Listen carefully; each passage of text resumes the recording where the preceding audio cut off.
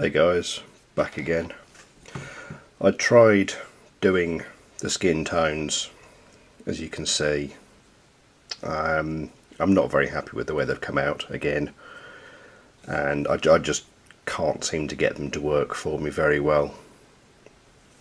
So I'm going to scrap them again. This was probably about 25 minutes work to put sort of the legs, the chest area, the top arm, and the starting on the hand and the sort of shoulder, you can see there, and it's just not working at all. I don't know what it is, but I can't get the blending to work.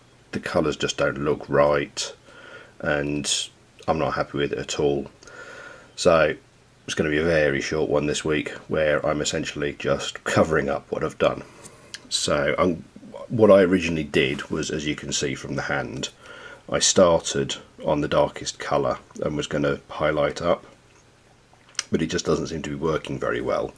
As you can see on the leg, it's not working. It's ended up as that's the base colour and I'm highlighting over the top of it, which isn't what I wanted to do. I wanted this sort of light skin tone to be the base and then that to be the shadow, but it just doesn't seem to be working for me.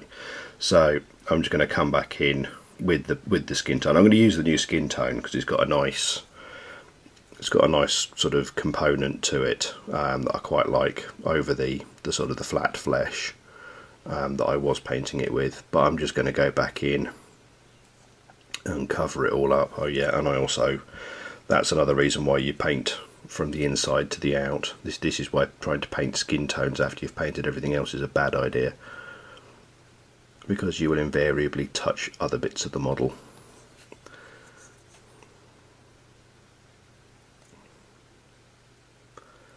So just going over it with this is just they call it the basic skin tone from Vallejo. So I'm literally just going to go over everything I've done so far again and see if I can make it work in some other fashion.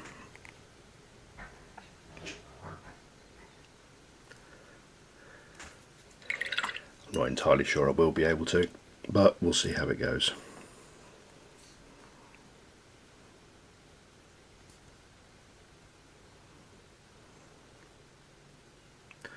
Female skin tones are always very, very difficult to paint because you want to try and make them sort of light and sort of airy and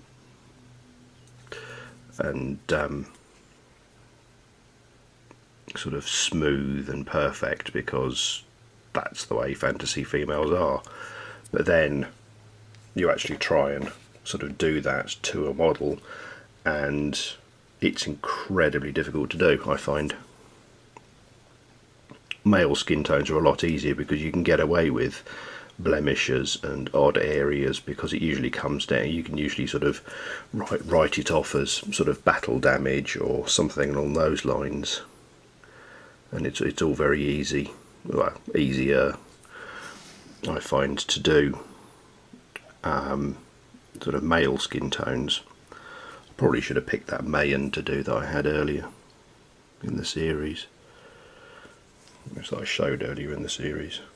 I'm still fairly happy with the way the face looks. It's a bit too abrupt between dark and light, but then it's a face. They tend to have a seam down the middle that you can't really avoid, but we'll see what we can do with it. For the moment, I'm just going to cover these up.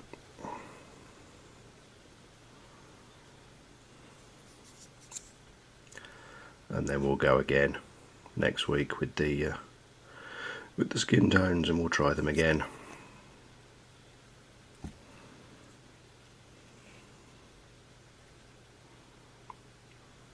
I'm not really feeling it tonight, if I'm honest. It's quite humid here at the moment. I'm not sure why. It's not like it's been raining or anything. It's been fairly sunny for the past few days.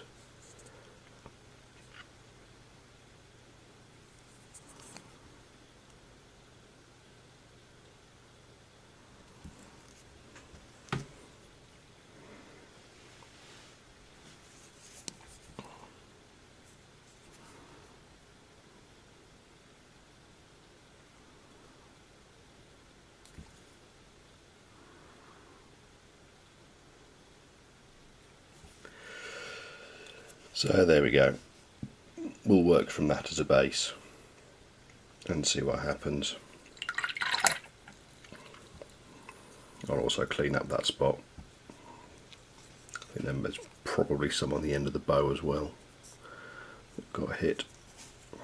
Luckily it doesn't seem to have smashed anywhere else too badly, but we shall see. Alright, I'll see you later.